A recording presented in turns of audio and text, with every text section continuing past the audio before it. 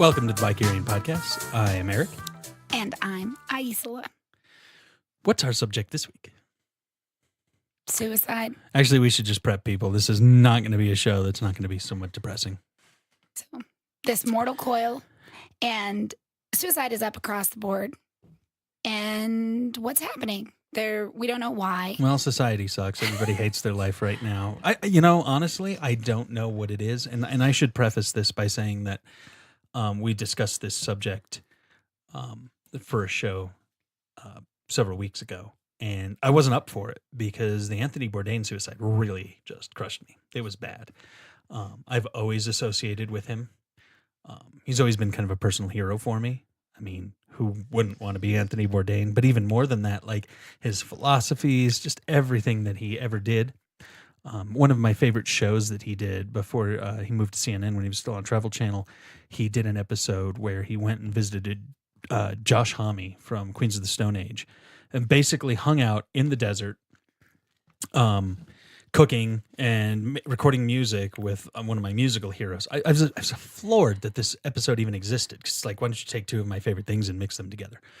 So I could go on and on and on, but suffice to say, not only was I shocked, but like it hit me very personally.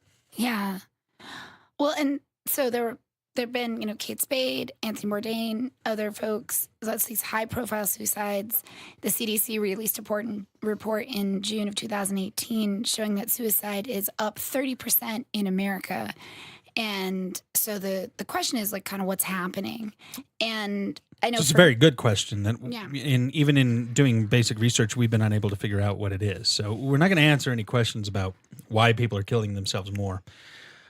Thanks for putting out that right at the beginning. We have no answers for you. We have no answers as to why people are killing themselves more, but we did do a lot of research as to some of the things that are being done and not being done to prevent it. Well, and I know for me, the Anthony Bourdain, I didn't have the same sort of personal connection to him that you did in terms of him being like a hero. And at the same time, it was unsettling that somebody who seemingly has it all together. I mean, if you're not happy in your life, if you're Anthony Bourdain, who, he traveled for a living and he mentioned that he was sad to travel so often, but I mean, he was living it. He was doing what I think a lot of people have killed themselves for not being in the position he was in. Right. And so that's the part that I found unsettling and intriguing, that somebody who seemingly has, quote unquote, it all is still in enough despair that ending their life seems like the right option. And my own experience with suicide in my life has been, I've known people who are suicidal and been affected by it in terms of watching them struggle and having my own concerns about their safety. And then my own, moments of despair. Yeah, and growing up, when I was in 6th grade, my best friend's father killed himself, which pretty much defined most of my teenage years, and his as well, because we stayed close after that. And I remember watching him struggle with it and my own trying to figure it out. A few years ago, a very high-profile suicide attempt that made the news was something that directly happened to one of my best friends. It's something that's definitely been in my life in ways that are difficult to explain. So, right. And so some of the stuff, one of the things that I found somewhat, I'll start with a slightly positive piece around suicide, which is that there's a theory. So suicide tends to be more common in high income and more industrialized countries. America, in a global perspective, is not actually particularly high for the level of life quality that we have. And one of the theories is that it is harder to be sad in a society that is generally functional and around people that seem to be happy. I would agree. I also think it's harder to be sad when you have to just kind of get up and do your daily grind to survive. In some ways, I've often thought that Some of the more tragic cases that I've heard of seem to be people who had just too much time to think. Sometimes if you can keep yourself busy, it feels like that might be one of the best ways to address that sort of thing. There's definitely some of that sort of letting yourself get stuck. And I want to be very particular about recognizing that there is a difference between people who are dealing with some form of clinical depression and people who are dealing with moments of despair or life circumstances. Right. And to recognize that there's no particularly simple answer to what people are dealing with. Again, and that's what makes this such a complex subject, because we could talk just about the suicide rate amongst people whose spouses cheated on them or something. Right. Right. That's a whole episode right there. And yet it's one little thin sliver of the reasoning that people would give, and doesn't even account for the reasoning. Like, to my knowledge, I've yet to hear anyone actually say if Anthony Bourdain left a note. We don't know what he was really feeling, right, or what was going on. Right. And so, for example, when I was working in the community in Boulder several years ago, there was a gentleman who he committed suicide, and he had left a note. And it was interesting because he was always a very happy, kind of cheerful guy in public. And what those of us who weren't close to him didn't know was that the level of depression that he lived with was pretty severe. And he was pretty much always faking it. He constantly felt in some kind of emotional pain, sort of like someone had just dumped him, except that was just how he felt every day. Right. Not like there wasn't a reason, quote unquote, for it. It was his reality. And so he had actually been planning to kill himself at an age 5 years before he did. And then some things occurred in his life and he decided to wait. And before he died, he donated all of his things. And he was very thoughtful about how he wrote a note to make it clear that this is what he needed. He did it in a way that didn't implicate anybody else in his situation. And his funeral, I went to his funeral and there were several hundred people there because he was always trying to show up and be present and participate, and story after story of the ways in which he made other people's lives better. And I think it was in some ways his intense relationship with emotional pain that created such a friendly compassion in him. He always had a kind word. My experiences with him were always positive, and he was always very generous with his time, and it was just kind of a beautiful thing that for him, his anguish, which from the note that was sent out, was pretty severe on a regular basis, and he turned that anguish into a gift until he just couldn't bear it anymore, right? And so that's one thing. I mean, that's a pretty common story. Lesson one: don't assume everybody around you is just fine, and don't assume that a joke about committing suicide is just a joke, or that somebody who lets slip that they do have some sort of constant pain or anguish is going to be okay because look how they smile and brighten up a room all the time. Right, like how people and many people, they don't want to drag other people down. He didn't want to be a burden. He wanted to be a light, and he was absolutely a light. And it was an intense. It doesn't mean that he was happy though. And it doesn't mean that he was happy, even though he was constantly laughing and getting other people to laugh with him. So I think that's an important thing. And to note is that paying attention to the people in your life and really genuinely seeing how they're doing is important. And that's one of the things that they talked about in some of these different articles was, we are pretty socially isolated. I personally wonder, and that the CDC report was covering the period of time from 1999 to 2016. So they cite the recession and, obviously, actually in a certain way, the success of American, our economic situation is better even after the recession.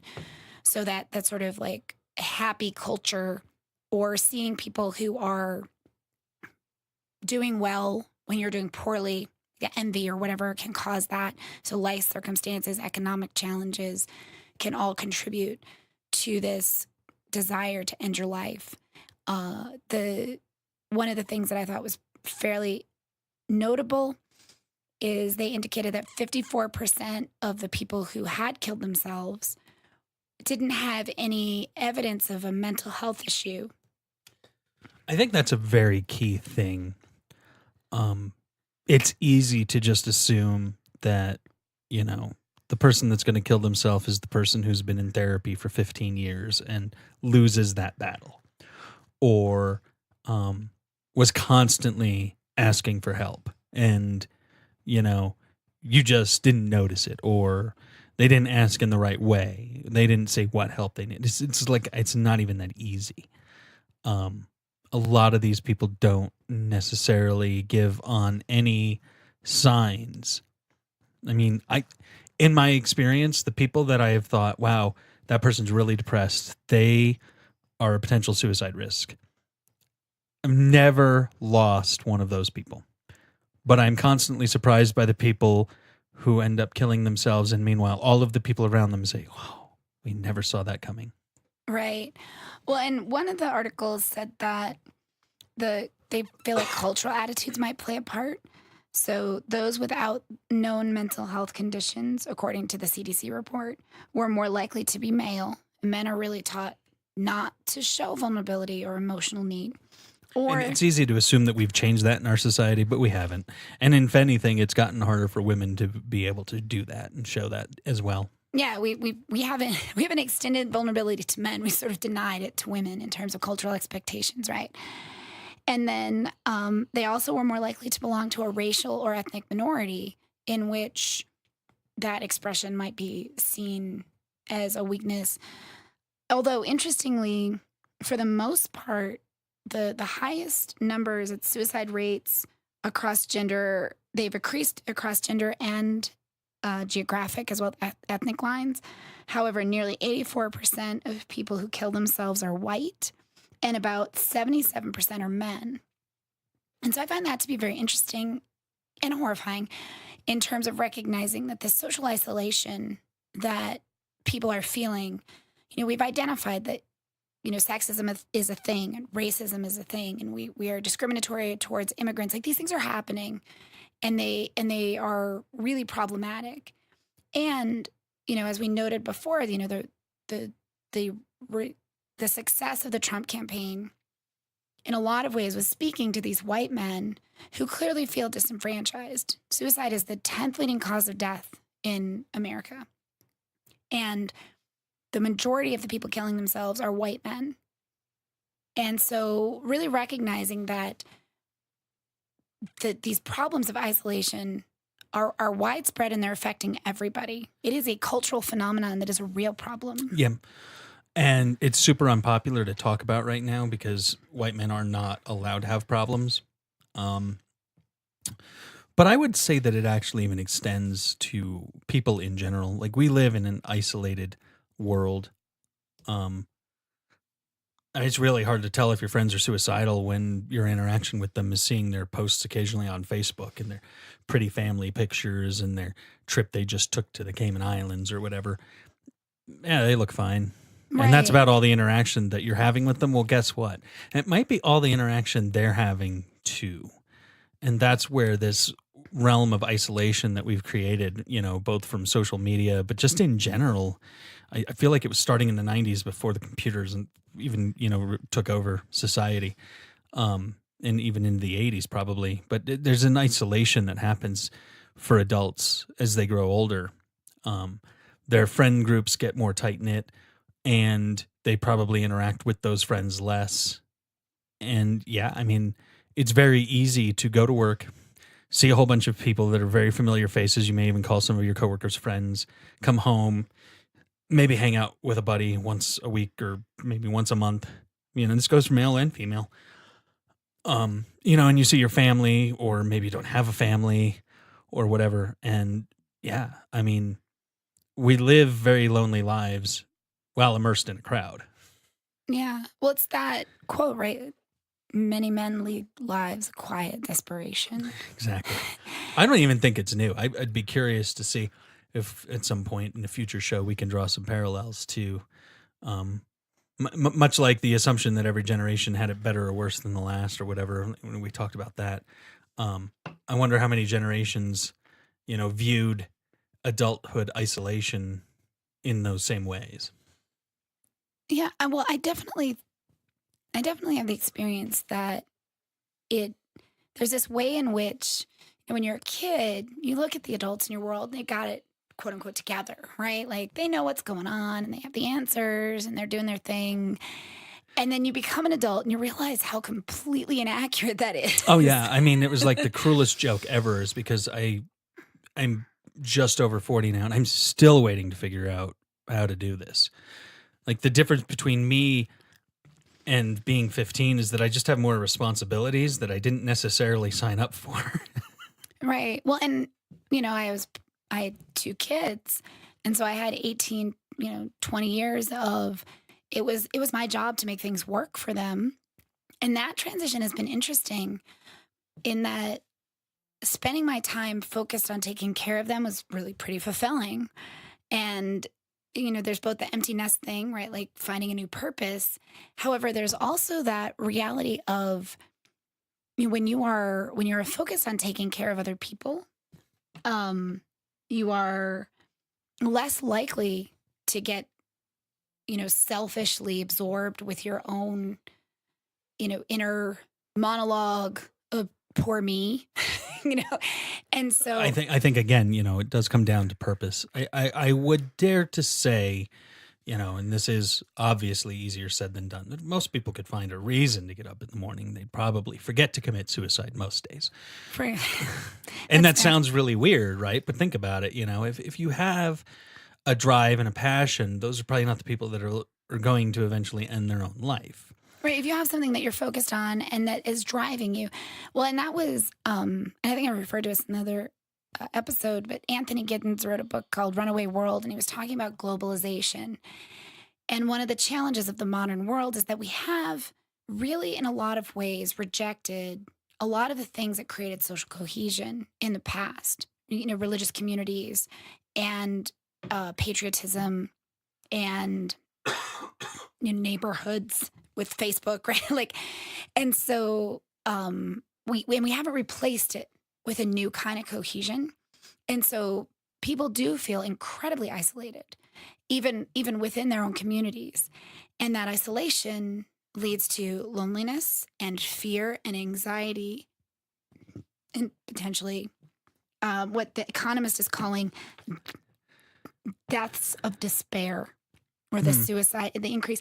And the fact that this suicide rate increase affects all populations in the US, Yeah. while the white men are highest, it is increased across the board. Like it used to be that men were significantly more likely to commit suicide than women. And that's no longer true. And it's not because men are less likely, it's because women are more likely. Right. Like nothing about it is getting better, except you did have one stat that I found interesting. Yeah. One state has improved. One While state. every other state has gone up significantly, or at least in some way, one state has improved. So maybe you can tell us a little bit about what state that is, Nevada, of all places, of all places, has gone down by 1%. And they are as still, opposed to up by double digits as in most states. as in most states. And the theory on that is that their rate is still one of the top 10. Like they're one of the worst, the highest suicide rates in the country. And But the intriguing thing about it is they launched several programs. they've been working on it. They've been doing a lot in terms of community cohesion, like I was talking about, like de-isolating people, and really working to build opportunities for connection. And because of that, they have shown some improvement, whereas all other 49 states, like they went down by 1%. And that sounds like a small amount, except when you look at the next level is everybody else has gone up by a minimum of something like 20%. Yeah. So that 1% decrease is actually a fairly huge number. impact Yeah. in terms of what they're doing. And let's see, they were saying the suicide rate overall for the country has increased by 30%. It's highest among 18 to 35-year-olds. Interesting. It's the second. Disillusioned millennials, huh? It's the second leading cause of death for people ages 10 to 34. Wow. You don't think of children committing suicide, and that's the only place where the ethnic piece is different. So amongst children, African American children are twice as likely to commit suicide as white children. Everywhere else, it tends to be white people are more likely to commit suicide. So that's kind of horrifying. Yeah. And it speaks to a sense of hopelessness that more than anything else indicates that we really have some work to do. Well, yeah. And you know what? I mean, we can talk about the tragedy of the hopelessness of minority children, white males, white females, minority males. Like, it's across the board, though. And I mean, ultimately, I think society in general has to sort of address creating, like, we're living in the world we all create. And so in some ways, you know, like social cohesion, becoming active, you know, this isn't even about like possibly being able to save everyone, but creating a world where people have more access to a sense of community, a sense of support is really key. And that sounds sort of like, you know, we might as well rebuild the Seven Wonders. And I mean, you know, it's... Well, so one of the things that I looked into is I've heard that there's sort of a mental health crisis, right? Like there's not a lot of mental health providers. So is that a factor? I mean, I don't know what the specs are and what the numbers are on that. But suffice to say, I would say that if there's this many more people in that deep of despair and not an increased number of workers in that, you wouldn't even need a decrease in that field for there to be a stretch on it. Right. And that is, and different states have different capacity issues, and some of them are cutting funding for mental health services. And so it becomes challenging in terms of, you know, one of the articles, a professor was saying, you know, let's not try and simplify it in terms of they had a mental health issue, so they killed themselves, because plenty of people have mental health issues and they don't kill themselves. Right. Like, that's not a, just like mental health doesn't mean you shoot up a school. Doesn't mean you kill yourself. Doesn't mean a lot of things. Many people. And honestly, by not doing that, we can start destigmatizing having mental health issues. It doesn't mean you're a mass murderer or a suicide risk or. Right. It's a, and to see it in the same way that one of the things that they did talk about was the destigmatization being really important, that, you know, nobody would make fun of or blame someone for diabetes, right? Like, oh, you have diabetes, you can't eat sugar. Right. You know, you're limited and somehow it's, you know, flaw that you can't eat sugar. People would just acknowledge it, like, oh, you have diabetes, we shall give you sugar-free things and accommodate that.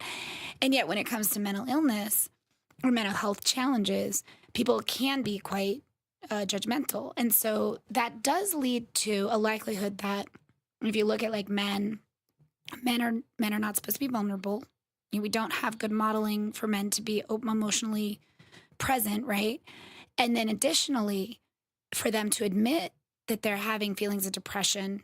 I mean, I think it's hard for women too, and I think it's harder for men. Again, like we said, it hasn't gotten easier for men. It's just gotten harder for women, I think. And so that the men or people, let's just say people, are stigmatized, and they get, you know, one of the articles was talking about the ways in which, you know, symptoms are subtle, right? Like a mental health condition doesn't generally start in this acute, intense way, like a heart attack, right? Like it will often subtly start, and it might be dismissed as a personality or an attitude issue. Clinical anxiety could be dismissed as worrying too much. Depression might be called laziness or fatigue. And then if people get that kind of feedback, then they might not seek support or assistance. They'll just judge themselves. Most people will. Well, and that does happen. And I've seen something that it's hard to say it's a disturbing trend, but it's something that I've seen more, which is the general recommendation of people that I just see in society when they run into that, just say, oh, you need to just go see somebody. Yeah. Well, I mean, you know, that is good advice, but it's probably not, if it's somebody you love and care about, it's probably not the answer right then. Like if they're making you aware that they are having that, or you're discussing behavior that you've seen them exhibiting or whatever, it's probably not your best bet to just pass that off like, oh, you should just go see somebody. Yeah. Like, don't just assume that, you know, it should be somebody else's problem. Like that's where the support network really starts to come in. And you know what? the reality is, thank God for mental health workers. Thank God for, therapists and psychiatrists and all of that out there helping in those situations. But realistically, that is a stranger who can maybe give somebody some insights into things and make people think in different ways. It does not replace your support network of close friends and family. Right. And really getting into it with people. One of the things they talk about that I thought was really interesting is they said everybody needs to kind of have some work on developing their coping plan. So when you're feeling challenged, how are you going to deal with that? Like what's your resiliency model, if you will? And they said it's not that like cat videos are going to fix your life. However, if you tend to be someone that gets morose and depressive, how do you address that? How do you pull yourself out of it? Do you call a friend? Well, and this is a little more controversial, but I think you're onto something in this thing you're referencing here, because there does need to be a little bit of personal responsibility, Well, and what you were saying too, like community responsibility. Right. Like if I can see that my friend isn't showering, and hasn't left their house in a week. And haven't left their house in a week, or they're behaving oddly, then if I care about them for real, I need to go and be inconvenient, right? I need to say, hey, I see you. This clearly doesn't work. You're not okay. And the thing is that it's scary to do that. I've done that. I had a friend who was struggling with mental health issues, and we did an intervention, and he was furious with us. And I'm glad I did it. I don't regret it. It's not all storybook movie endings where that person turns their life around, but you got to try. Right. And to not give up on people. And that's where I think we miss something in terms of like, the liberal community and the non-religious community. Like, I feel like churches really have this a little bit better, which is to say everybody is worthy of time and attention, regardless of what you think you're going to get out of them, right? Like, so. And I mean, ministers at churches have served the role of therapist since recorded, history of the church. That's something they're used to, and in a lot of ways, that is something that's provided to religious people. And I feel like there is, and I do think that there is a way in which our modern crisis is related to, we have rejected as modern people, culturally, we definitely have rejected religion in a lot of ways, or we have, such different religious experiences that we can't find any kind of cohesion or agreement.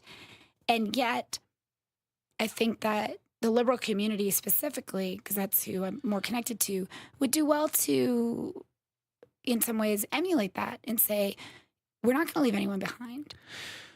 Boundaries aren't enough. We also need compassion. This has been one of my issues with liberal communities, of which I agree. And the community I live in is a lot of the compassion is aimed at this nameless, faceless, save the albino Eskimos, save the whales, save the rainforests, help LGBT rights and stuff, without actually just turning around and looking at the person next to you and saying, hey, are you okay? Yeah. I think activism is important, but not at the expense of actually being present in your life and in your community. Yeah.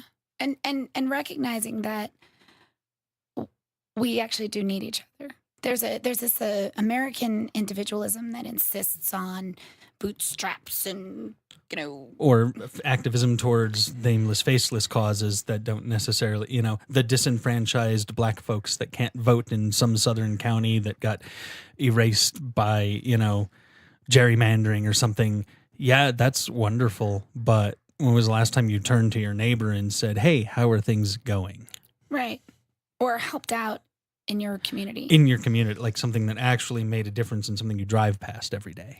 So, and I think that's important to recognize that there's a lot of ways to contribute and to be aware of our ability to have an impact. There's a story I love, right, around, this guy is watching this kid, and he's on the beach, and there's all these starfish, and they're going to die, right, because they're not in the water. And the kid's throwing the starfish into the water. And this old guy is like, well, you can't save all of them, so what are you doing? It's not going to make a difference. And the kid picks up a starfish, and he's like, it makes a difference to this one. and he throws it in the water. And I think that's what happens sometimes is we look at the problems and we think, oh, we can't really make a difference. So why bother? We go right from denial. This is an Al Gore quote, but he was so right on, right? We go right from denial to despair. And we forget that in between denial and despair is a possibility for action, the possibility to show up and try. And no, we're not going to fix the problem. We're not going to save anyone, maybe even ourselves. We might be able to make a difference for one person, and that matters. And on that note, as I said in the beginning, we didn't really have any real answers to preventing suicides or whatever, or what's causing it right now. But I think a good place to start is go out, try to find that friend that seems a little down, or that thing you can do in your community to actually help somebody directly. Check in with people you love and care about. Don't be afraid to talk about this stuff. That's where it's going to start.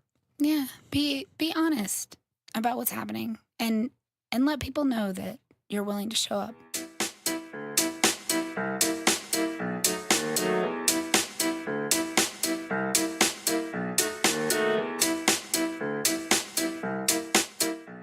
And for this week's Bicurian moment, I had an interesting thing because I keep on hearing news stories and reading articles, and people are looking at the inverse negative number of bond yield rates for short-term and long-term loans and all sorts of things. And all signs are pointing towards the possibility of another downturn coming up.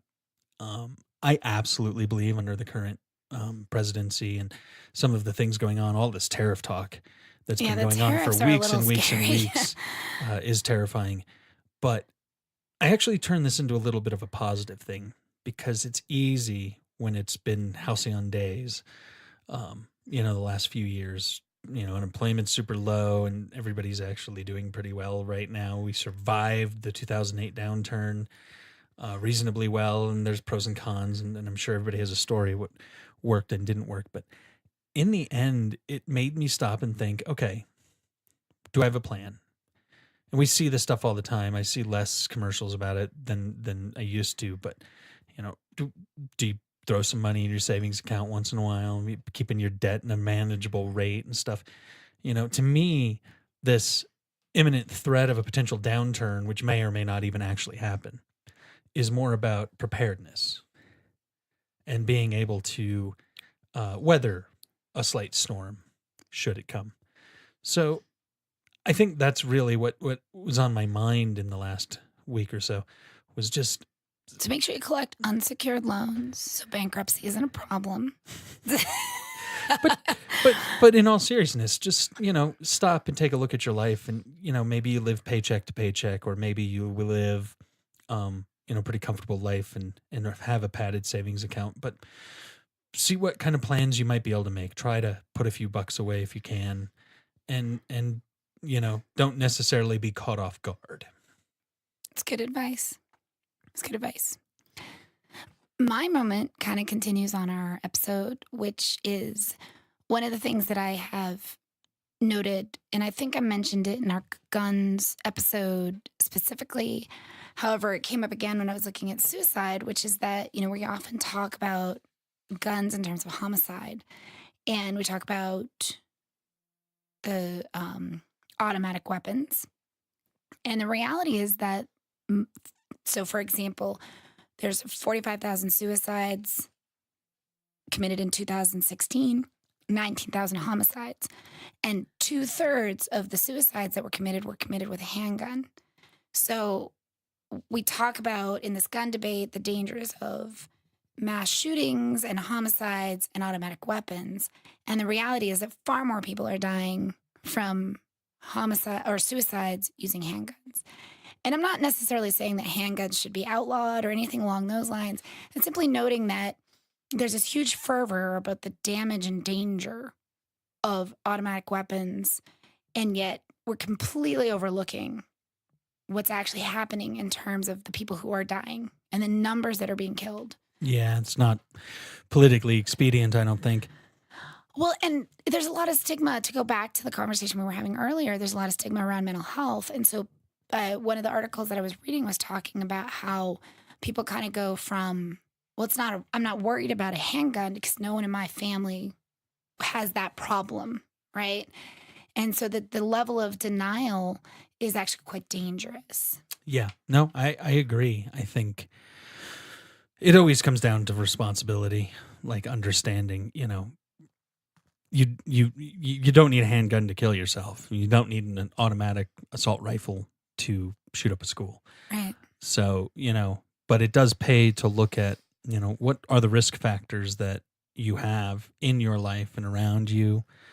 What is the real cause, of some of these issues? So that's Yeah. good. Well, for me, it's like that's the whole point of the conversations we're having is it our automatic rifles our question, or is it this social isolation and disenfranchisement?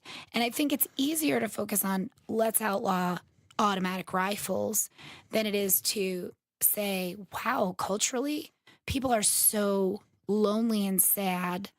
They think that killing themselves or someone else is their best solution. Yeah. And this is definitely an idea for a topic for another show, but most people who go and shoot up a newspaper or a school or anything are looking for suicide by cop and to take other people with them. They're in so much despair that killing themselves isn't even enough. They want to take others with them.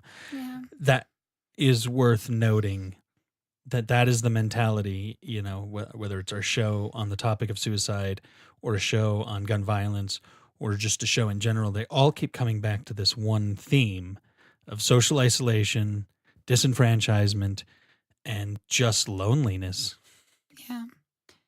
So on that super happy note, we'll wish you a great week. And thanks for listening.